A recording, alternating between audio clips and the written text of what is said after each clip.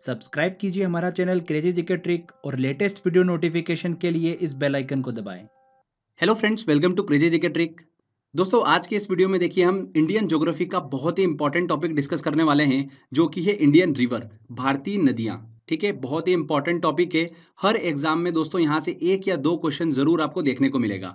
तो वीडियो को पूरा देखिएगा, जिससे कि आपका इंडियन रिवर से एक या दो नंबर जो है वो बिल्कुल पक्का हो जाए। ठीक है, स्पेशली पीएससी एग्जाम में देखिए यहाँ से क्वेश्चन जरूर पूछा जाता है।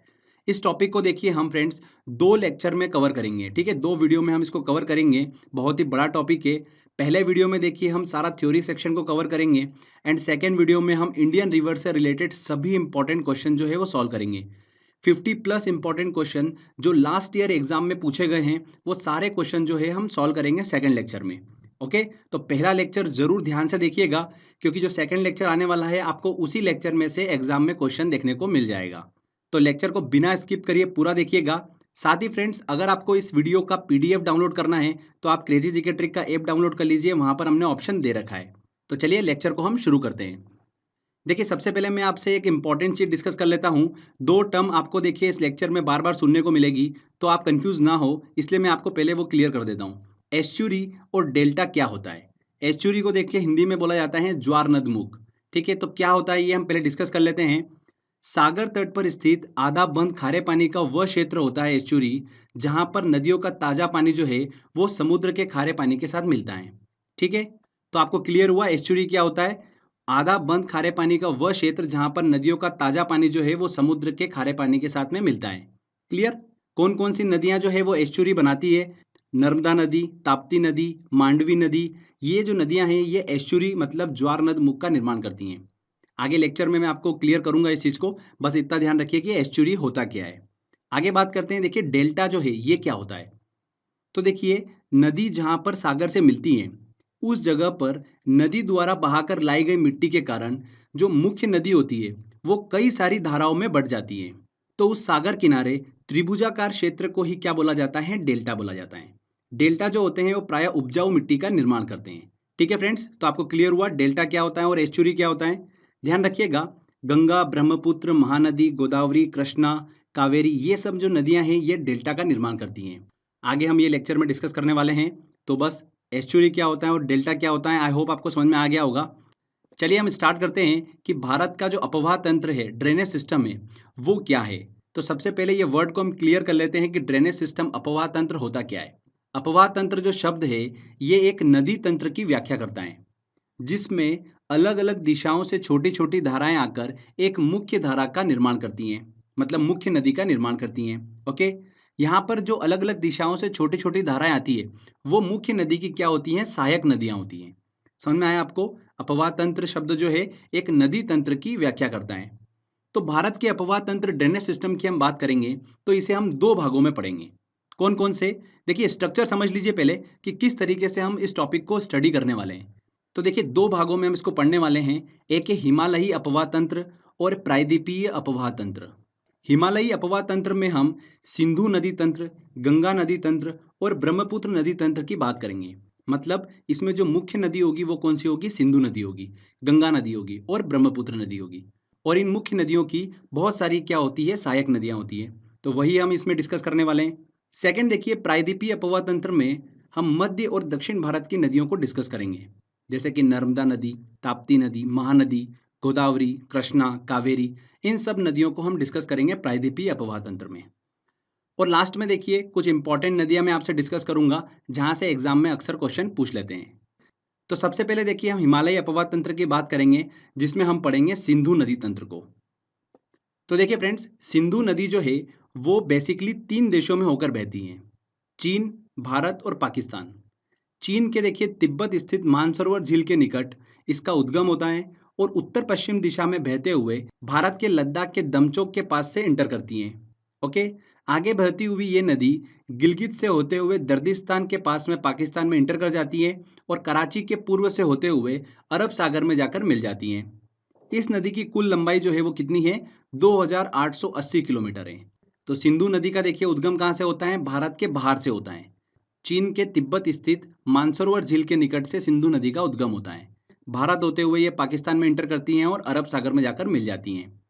ध्यान रखिएगा, भारत का जो लेह शहर है वो सिंधु नदी के दाएं तट पर स्थित है। ये एग्जाम में क्वेश्चन पूछ लिया था, इस चीज को आप ध्यान रखिएगा, कहाँ पर स्थित है, दाएं तट पर स्थित है।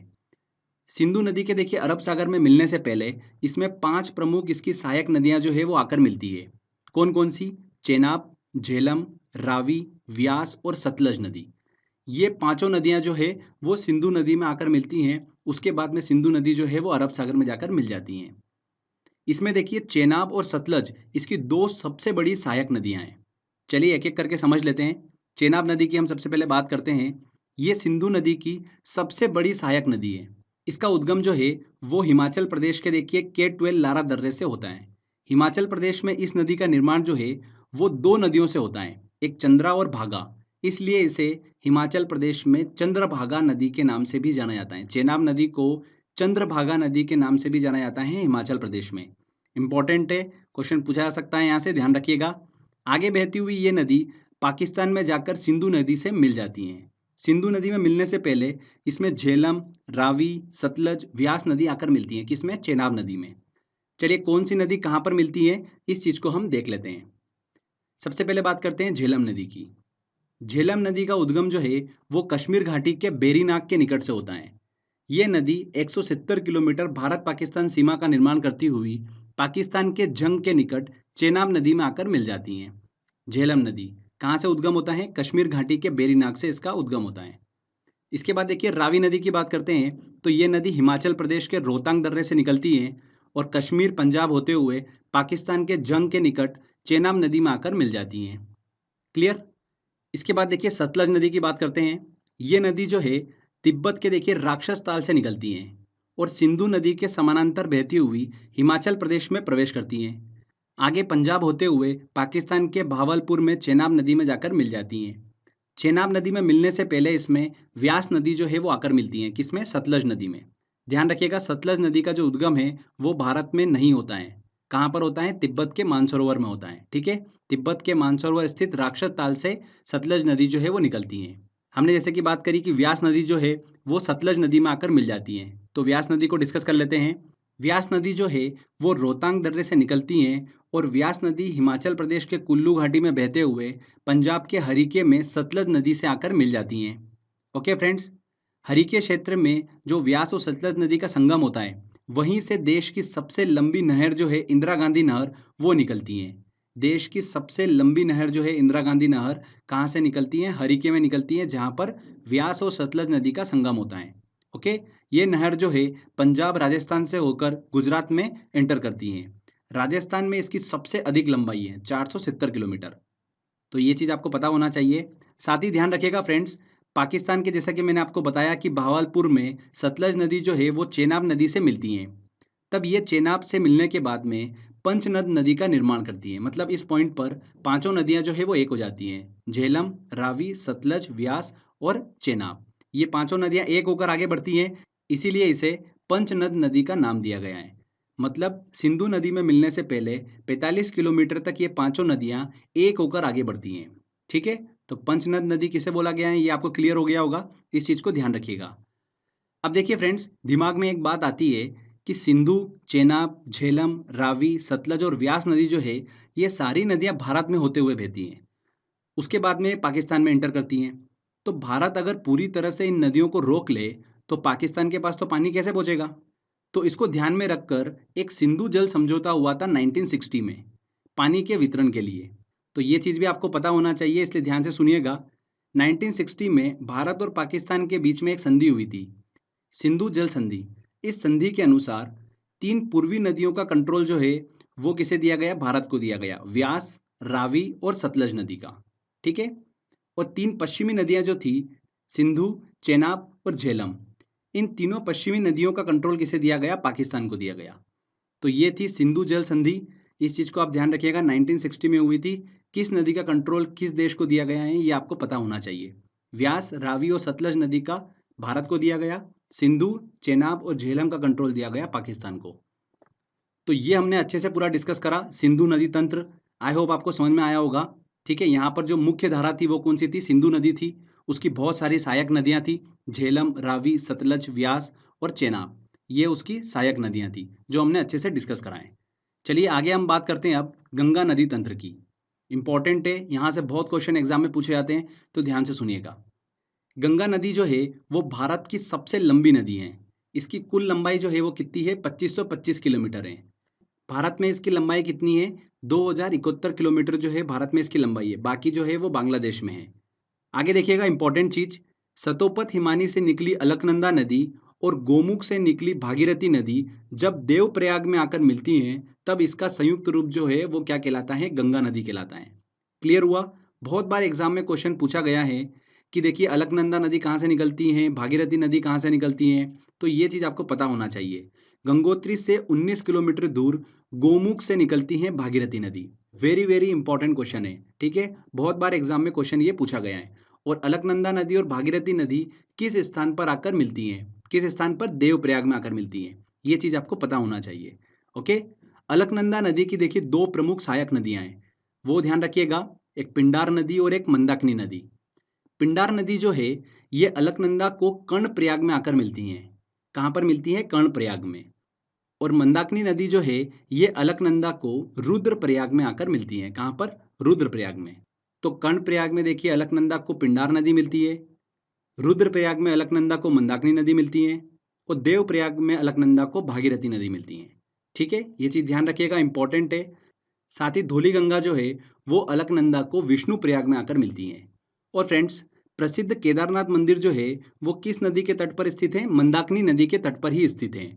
बद्रीनाथ का जो प्रसिद्ध मंदिर है वो अलकनंदा नदी के तट पर स्थित है। तो दोनों ये प्रसिद्ध मंदिर जो है वो किस नदी के तट पर स्थित है, ये आपको पता होना चाहिए। मंदाकिनी नदी के तट पर स्थित केदारनाथ मंदिर और अलकनंदा नदी के तट पर स्थित बद्रीनाथ मंदिर। क्लियर हुआ? उत्तराखंड से देखिए निकली गंगा उत्तर प्रदेश बिहार होते हुए पश्चिम बंगाल तक बहती हैं। पश्चिम बंगाल के फरक्का पर ये दो धाराओं में बढ़ जाती है, हुगली नदी और मुख्य धारा भागीरथी में। ये भागीरथी नदी जो है ये बांग्लादेश में मुख्य धारा के रूप में प्रवेश करती हैं, जहां पर इसे पद्मा के नाम से जाना जाता है। गंगा नदी को बांग्लादेश में पद्मा के नाम से जाना जाता है। ठीक है, इंपॉर्टेंट क्वेश्चन है। आगे बहती हुई ये पद्मा ब्रह्मपुत्र, जिसे बांग्लादेश में जमुना बोला जाता है, उससे मिल जाती है। और गंगा और जमुना का संयुक्त रूप जो कि ब्रह्मपुत्र नदी है उसका संयुक्त रूप क्या कहलाता है? मेघना कहलाता है। और बंगाल की खाड़ी में मेघना के रूप में ये नदी जो है जाकर मिल जाती है। ठीक है फ्रेंड्स, इस चीज को ध्यान रखिएगा, मेघना के फॉर्म में ये बंगाल की खाड़ी में मिलती हैं। क्लियर? अब देखिए गंगा नदी की बहुत सारी सहायक नदियां हैं। गंगा नदी तंत्र जो है उसमें देखिए बहुत सारी इसकी सहायक नदियां हैं। कौन कौन सी?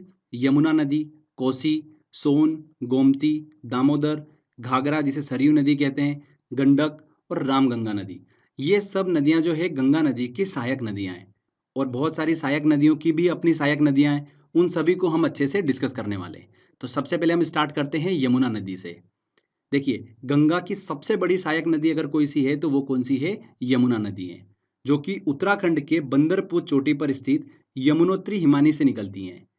कहाँ से निकलती है? ध्यान रखिएगा, उत्तराखंड के बंदरपुर चोटी से निकलती हैं। ये नदी उत्तराखंड से हरियाणा और दिल्ली उत्तर प्रदेश से बहते हुए प्रयागराज इलाहाबाद में गंगा नदी से जाकर मिल जाती हैं। कहाँ पर मिलती है यमुना नदी गंगा से? इलाहाबाद मतलब प्रयागराज में आकर मिलती हैं। यमुना नदी का प्राचीन नाम ध्यान रखिएगा, कालिंदी नदी है। क्या नाम है? कालिंदी नदी। अभी देखिए 1-2 साल पहले ये क्वेश्चन पूछ लिया था रेलवे में, तो इस चीज को ध्यान रखिएगा। यमुना नदी जो है इसका भी देखिए एक अपने आप में अपवाह तंत्र है, मतलब इसमें बहुत सारी सहायक नदियां आकर मिलती है यमुना में। उसमें देखिए कौन कौन सी? चंबल नदी, बेतवा नदी, केन नदी, ये नदियां जो है यमुना नदी में आकर मिलती हैं। अब देखिए इनको भी हम डिस्कस कर लेते हैं क्योंकि क्वेश्चन यहाँ से भी बनता है। तो चंबल नदी की सबसे पहले बात करते हैं। ये नदी देखिए मध्य प्रदेश के इंदौर स्थित महू क्षेत्र के जानापाव पर्वत से निकलती हैं। कहाँ से निकलती है? इंदौर से, देखिए मध्य प्रदेश से निकलती हैं। और उत्तर मध्य भाग में बहते हुए ये नदी राजस्थान से होकर उत्तर प्रदेश के इटावा में यमुना नदी से आकर मिल जाती हैं। कौन सी? चंबल नदी। इस नदी की देखिए लंबाई कितनी है? कुल 965 किलोमीटर है। इसके बाद देखिए बेतवा नदी मध्य प्रदेश के भोपाल से निकलती हैं, जो उत्तर पूर्वी दिशा में बहते हुए उत्तर प्रदेश के हमीरपुर में यमुना नदी से आकर मिल जाती हैं। बेतवा नदी भी मध्य प्रदेश से निकलती हैं।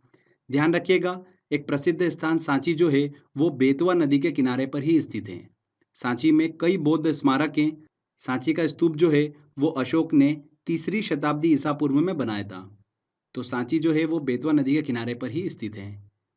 तो ये चीज़ ध्यान रखिएगा। यमुना नदी की हमने डिस्कस करी, देखिए चंबल नदी और बेतवा नदी इसकी सहायक नदियाँ हैं। साथ ही केन नदी जो है वो भी यमुना नदी की सहायक नदी है। इसके बाद देखिए गंगा नदी की अगली हम देखिए सहायक नदी की बात करते हैं, जो कि है कोसी नदी। कोसी नदी जो है ये नेपाल में हिमालय से निकलती हैं और आगे बढ़ते हुए बिहार में प्रवेश करती हैं। ये नदी प्रायः अपना मार्ग जो है बदलने के कारण चर्चा में रहती है। इसमें आने वाली बाढ़ से बिहार में मैक्सिमम टाइम पर तबाही जो है वो देखने को मिलती है। इसलिए इस नदी को बिहार का शोक भी कहा जाता है। बिहार का शोक किसे कहा जाता है? कोसी नदी को कहा जाता है। और अपने मार्ग परिवर्तन करने की वजह से बहुत ज़्यादा चर्चा में रहती है कोसी नदी। ये नदी बिहार के कटिहार में गंगा नदी से आकर मिल जाती हैं। तो कोसी नदी को हमने डिस्कस करा, ध्यान रखिएगा। इसके बाद बात करते हैं देखिए दामोदर नदी की, जो कि गंगा नदी की सहायक नदी है। झारखंड के देखिए छोटा नागपुर पठार से निकलती हैं और पश्चिम में बहते हुए ये हुगली नदी में जाकर मिल जाती हैं। जो हमने बात करी थी कि फरक्का में गंगा नदी जो है वो दो धाराओं में बढ़ जाती हैं, एक हुगली और एक मुख्य धारा भागीरथी में। तो देखिए हुगली नदी में आकर कौन सी नदी मिलती है? दामोदर नदी जो है वो आकर मिलती है। इस नदी में देखिए अचानक आने वाली बाढ़ के कारण इसे बंगाल का अभिशाप भी कहा जाता है। किसे कहा जाता है बंगाल का अभिशाप? दामोदर नदी को कहा जाता है। ध्यान रखिएगा, प्रदूषण के कारण इस नदी को जैविक मरुस्थल के नाम से भी जाना जाता है। एग्जाम में क्वेश्चन पूछा गया था ये, किस नदी को जैविक मरुस्थल के नाम से जाना जाता है? तो ध्यान रखिएगा, दामोदर नदी को जैविक मरुस्थल के नाम से जाना जाता है। इसके बाद देखिए गंगा नदी की अगली सहायक नदी की बात करते हैं, गोमती नदी। ये भी इंपॉर्टेंट है। इस नदी का उद्गम जो है उत्तर प्रदेश के पीलीभीत स्थित गोमत ताल से होता है, जिसे फुलर झील भी कहा जाता है। ये गंगा नदी की एकमात्र ऐसी सहायक नदी है जिसका उद्गम मैदान से होता है। ओके, इस चीज़ को ध्यान रखिएगा। पौराणिक मान्यताओं के अनुसार भगवान राम ने जब रावण का वध किया था, तब ब्रह्म हत्या के पाप से मुक्त होने के लिए उन्होंने गोमती नदी में ही स्नान किया था। तो आप सभी को देखिए पता ही होगा ये। तो गोमती नदी ध्यान रखिएगा, बस इतना। गंगा नदी की एकमात्र सहायक नदी जिसका उद्गम मैदान से होता है। इसके बाद देखिए सोन नदी की बात करते हैं। गंगा नदी की सहायक नदी मध्य प्रदेश के अमरकंटक नामक स्थान से निकलती हैं। उत्तर की ओर बहते हुए पटना के निकट गंगा में जाकर मिल जाती हैं। एक इंपॉर्टेंट चीज़ मैं आपको बता रहा हूँ, सोन नदी जैसे कि मैंने आपको बताया उत्तर की ओर बहती हैं, ठीक है। और ऊपर से जो यमुना नदी आ रही है, यमुना नदी और सोन नदी, इन दोनों के देखिए जल विभाजन का काम जो है वो कौन करता है? इन दोनों के बीच में स्थित कैमूर की पहाड़ियाँ। ध्यान रखिएगा, कैमूर की पहाड़ियाँ इन दोनों नदी के बीच में स्थित हैं, जो कि सोन नदी और यमुना नदी के बीच जल विभाजन का काम करती हैं। ये इंपॉर्टेंट चीज़ है, एग्जाम में इस चीज़ को पूछा गया था, तो इस चीज़ को आप ध्यान रखिएगा। सोन नदी और यमुना नदी के बीच जल विभाजन का काम कौन सी पहाड़ियाँ करती हैं? कैमूर की पहाड़ियाँ करती हैं। ओके। इसके अलावा देखिए गंगा नदी की सहायक नदियों में घाघरा नदी आती है, जिसे सरयू नदी के नाम जाना जाता है, और गंडक नदी, जो कि गंगा नदी के बाएं तट पर आकर मिलती हैं। क्लियर? अब देखिए गंगा नदी से रिलेटेड कुछ हम इंपॉर्टेंट पॉइंट डिस्कस कर लेते हैं। एग्जाम में ये क्वेश्चन पूछा जाता है कि कौन सी नदी गंगा नदी के दाएं तट पर आकर मिलती है और कौन सी नदी बाएं तट पर आकर मिलती है। तो इस चीज़ को लेकर कन्फ्यूजन होता है, तो इसको हम क्लियर कर लेते हैं। देखिए गंगा नदी के दाएं तट पर तीन नदियां आपको दिमाग में रखनी है।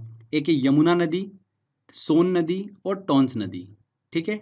ये नदियां जो है गंगा नदी के दाएं तट पर आकर मिलती हैं। ओके। बाएं तट की बात करते हैं तो गोमती, गंडक, घाघरा और कोसी नदी, ये नदियां जो है गंगा नदी के बाएं तट पर आकर मिलती हैं। तो बहुत ही सिंपल है, यमुना नदी, सोन नदी और टॉन्स नदी दाएं तट पर, बाएं तट पर गोमती, गंडक, घाघरा और कोसी। इससे रिलेटेड भी क्वेश्चन एग्जाम में पूछा जाता है, तो ये चीज़ इसलिए हमने क्लियर कर ली है।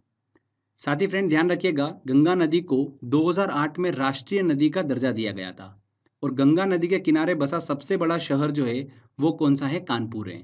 2011 की जनगणना के अनुसार हम इसको देख रहे हैं।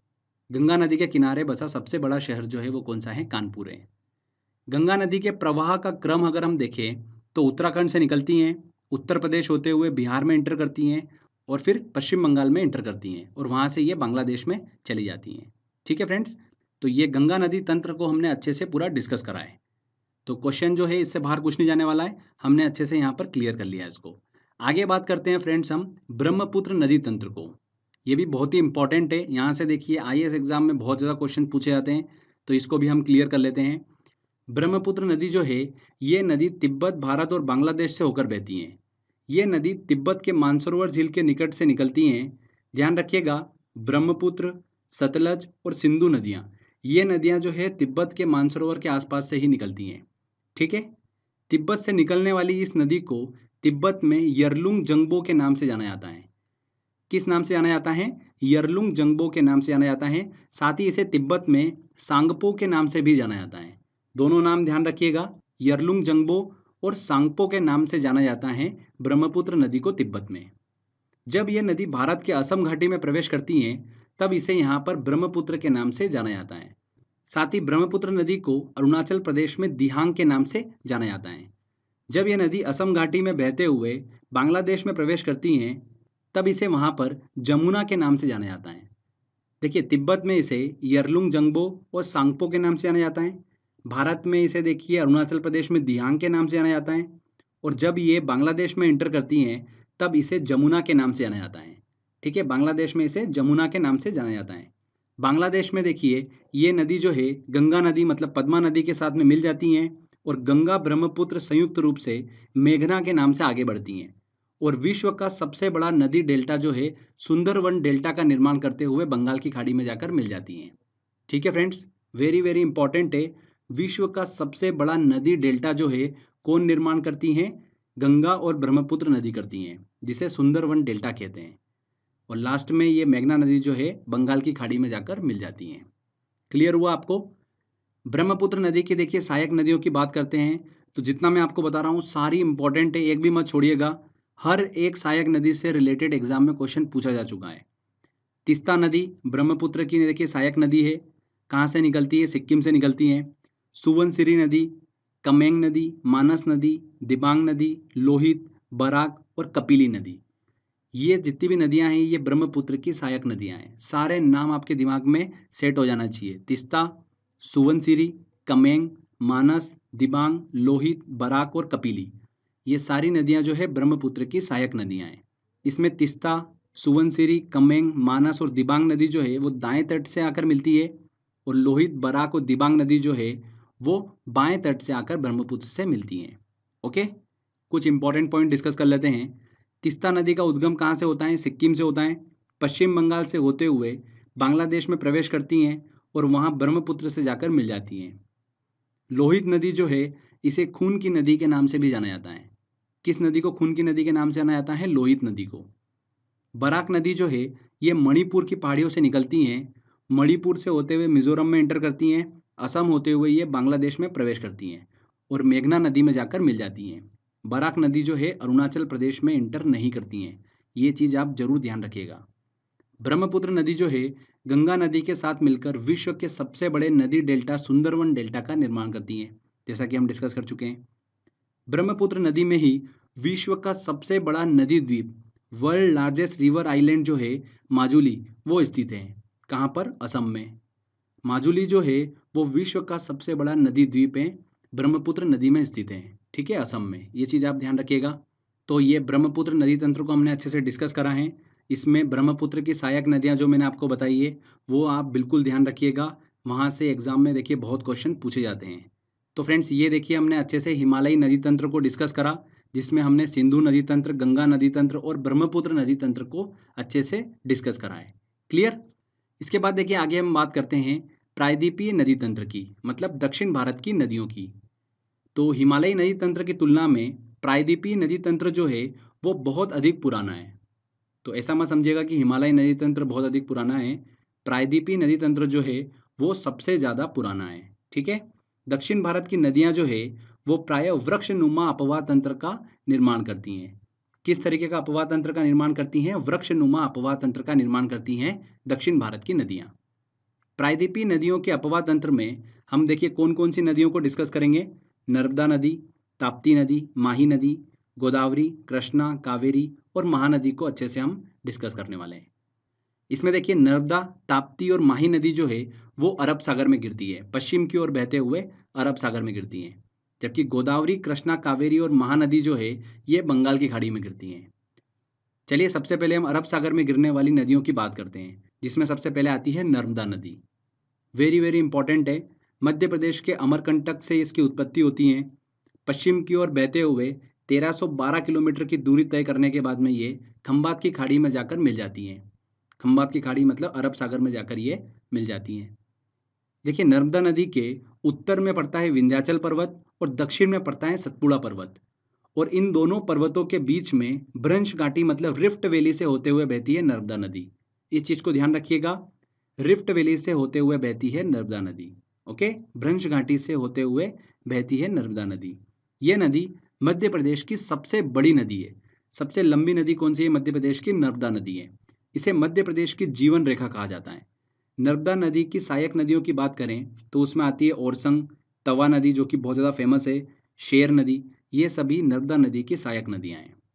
ध्यान रखिएगा, अमरकंटक से दो नदियां निकलती हैं, एक नर्मदा नदी और एक सोन नदी। सोन नदी हमने पहले डिस्कस करा था जो कि गंगा नदी में जाकर मिल जाती है पटना के पास में।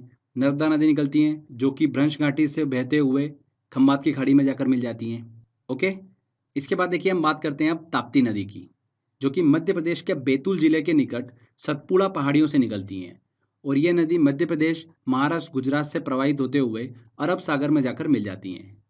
फ्रेंड्स ध्यान रखिएगा, ताप्ती नदी और नर्मदा नदी दोनों नदियां जो है वो भ्रंश घाटी से होते हुए बहती हैं। ठीक है, वेरी वेरी इंपॉर्टेंट पॉइंट है। ताप्ती नदी और नर्मदा नदी जो है ये भ्रंश घाटी से मतलब रिफ्ट वैली से होते हुए बहती हैं। इसके बाद देखिए माही नदी की बात करते हैं। इस नदी का उद्गम मध्य प्रदेश के धार जिले के समीप विंध्याचल पर्वत श्रेणी से होता है। मध्य प्रदेश से देखिए ये पश्चिम की ओर राजस्थान, गुजरात में बहते हुए ये नदी खंबात की खाड़ी में जाकर गिर जाती हैं। माही नदी जो है वो भारत की एकमात्र ऐसी नदी है जो कर्क रेखा को 2 बार काटती है। कौन सी नदी? माही नदी। ठीक है फ्रेंड्स, तो ये हमने अच्छे से डिस्कस करा। नर्मदा नदी, ताप्ती नदी और माही नदी जो है वो पश्चिम की ओर बहते हुए खंबात की खाड़ी मतलब अरब सागर में जाकर मिल जाती हैं। इसमें ध्यान रखिएगा, ताप्ती नदी और नर्मदा नदी जो है वो रिफ्ट वैली मतलब भ्रंश घाटी से होते हुए बहती हैं। और स्टार्टिंग में हमने डिस्कस करा था कि ताप्ती नदी और नर्मदा नदी जो है वो एस्चुरी का निर्माण करती हैं। जब ये समुद्र से मिलती है वहां पर एस्चुरी का निर्माण करती हैं। कौन सी नदी? ताप्ती नदी और नर्मदा नदी। साथ ही ध्यान रखिएगा, गोवा में बहने वाली मंडोवी नदी जिसे मांडवी नदी कहते हैं वो भी एस्चुरी का निर्माण करती हैं। Okay, very very important point है ये, इस चीज को ध्यान रखिएगा। नर्मदा नदी, ताप्ती नदी एस्चुरी का निर्माण करती हैं। आगे अब देखिए पूर्व की ओर बहने वाली नदियों की बात करते हैं। उसमें सबसे पहले हम डिस्कस करेंगे गोदावरी नदी। बहुत ही इंपॉर्टेंट है। इस नदी की कुल लंबाई कितनी है? 1465 किलोमीटर है। ये प्रायद्वीपीय भारत की सबसे लंबी नदी है। ध्यान रखिएगा वर्ड को, प्रायद्वीपीय भारत की सबसे लंबी नदी कौन सी है? गोदावरी नदी। भारत की सबसे लंबी नदी पूछा जाता है तो गंगा नदी है। ठीक है, वर्ड को आप ध्यान रखिएगा। ये नदी जो है महाराष्ट्र के नासिक जिले के त्र्यंबकेश्वर से निकलती हैं और दक्षिण पूर्व की ओर बहते हुए बंगाल की खाड़ी में जाकर गिर जाती हैं। ध्यान रखिएगा, गोदावरी नदी की सहायक नदियों की बात करें, क्योंकि गोदावरी नदी का भी अपना एक अपवाह तंत्र है, तो इसकी सहायक नदियां हैं कौन कौन सी? पेनगंगा, इंद्रावती और प्रणहिता। इंद्रावती बहुत ही इंपॉर्टेंट है, ये तो आपके दिमाग में फिट हो जाना चाहिए कि गोदावरी नदी की देखिए सहायक नदी इंद्रावती। तो पेनगंगा, इंद्रावती और प्रणहिता ये गोदावरी नदी की सहायक नदियां हैं। यहाँ से देखिए एग्जाम में क्वेश्चन पूछा गया था, आईएएस एग्जाम में क्वेश्चन पूछा गया था यहाँ पर 2015 में। तो क्लियर हुआ। आगे बात करते हैं फ्रेंड्स कृष्णा नदी की। कृष्णा नदी जो है वो प्रायद्वीपीय भारत की दूसरी सबसे बड़ी नदी है। इसका उद्गम जो है महाराष्ट्र के महाबलेश्वर के पास से होता है। कृष्णा नदी जो है महाराष्ट्र से होते हुए कर्नाटक, तेलंगाना और आंध्र प्रदेश से बहते हुए बंगाल की खाड़ी में जाकर गिर जाती हैं। कृष्णा नदी की प्रमुख सहायक नदियों की बात करें तो उसमें तुंगभद्रा, भीमा और कोयना नदी है। कृष्णा नदी की 3 सहायक नदियां तुंगभद्रा, कोयना और भीमा नदी है। ध्यान रखिएगा, कृष्णा नदी जल विवाद जो है वो कृष्णा नदी के जल बंटवारे से संबंधित है, जो कि आंध्र प्रदेश, कर्नाटक और महाराष्ट्र के बीच 1957 से चल रहा है। ठीक है, कृष्णा नदी जल विवाद जो है वो आंध्र प्रदेश, कर्नाटक और महाराष्ट्र से संबंधित है। इसके बाद देखिए अगली नदी की बात करते हैं हम, वो है महानदी। महानदी की देखिए लंबाई कितनी है? 851 किलोमीटर है। महानदी छत्तीसगढ़, उड़ीसा की प्रमुख नदी है। इसका उद्गम छत्तीसगढ़ के रायपुर के निकट सिहावा पहाड़ी से होता है और ये नदी पूर्व की ओर बहते हुए उड़ीसा में प्रवेश करती हैं और डेल्टा का निर्माण करते हुए बंगाल की खाड़ी में जाकर गिर जाती हैं। ध्यान रखिएगा, महानदी की सबसे इंपॉर्टेंट सहायक नदी जो है वो कौन सी है? तेल नदी है। ये एग्जाम में क्वेश्चन पूछा जाता है यहाँ से कि तेल नदी किस नदी की सहायक नदी है? तो महानदी की सहायक नदी है तेल नदी। साथ ही जोंक नदी जो है वो भी महानदी की सहायक नदी है। इसके बाद बात करते हैं कावेरी नदी की। इस नदी की लंबाई जो है वो कितनी है? 800 किलोमीटर है। कर्नाटक के कुर्ग के निकट ब्रह्मगिरी पहाड़ियों से निकलती हैं और कर्नाटक, तमिलनाडु से बहते हुए तिरुचिरापल्ली के निकट बंगाल की खाड़ी में जाकर गिर जाती हैं। ध्यान रखिएगा, इसे दक्षिण भारत की गंगा के नाम से भी जाना जाता है। किसे? कावेरी नदी को। दक्षिण भारत की गंगा के नाम से किसे जाना जाता है? कावेरी नदी को जाना जाता है। ये देखिए, हमने यहाँ पर प्रायद्वीपीय भारत की नदियों को अच्छे से डिस्कस करा। इसमें ध्यान रखिएगा फ्रेंड्स, गंगा नदी, कृष्णा नदी, कावेरी नदी, महानदी जो है ये डेल्टा का निर्माण करती है, ठीक है, एस्चुरी का निर्माण नहीं करती हैं। कृष्णा नदी, महानदी, कावेरी नदी, गोदावरी नदी ये डेल्टा का निर्माण करती हैं, ठीक है, जिसमें कृष्णा नदी, गोदावरी नदी जो है वो भारत का दूसरा सबसे बड़ा डेल्टा जो है वो बनाती हैं। पहला कौन बनाती है? गंगा ब्रह्मपुत्र नदी भारत का सबसे बड़ा डेल्टा बनाती हैं। दूसरा कृष्णा और गोदावरी नदी बनाती हैं। इंपॉर्टेंट है ये चीज़ भी। इसके बाद देखिए कुछ और इंपॉर्टेंट नदियों को भी हम डिस्कस कर लेते हैं जहाँ से एग्जाम में क्वेश्चन बन जाता है। स्वर्ण रेखा नदी झारखंड में बहने वाली एक पहाड़ी नदी है। ये नदी रांची के निकट छोटा नागपुर के पठार से निकलती है। झारखंड से निकलकर पश्चिम बंगाल, उड़ीसा से होते हुए बंगाल की खाड़ी में जाकर गिर जाती हैं। प्रसिद्ध शहर जमशेदपुर जो है, टाटानगर, वो इसी नदी के तट पर स्थित हैं। किस नदी के? स्वर्ण रेखा नदी के तट पर ही स्थित हैं।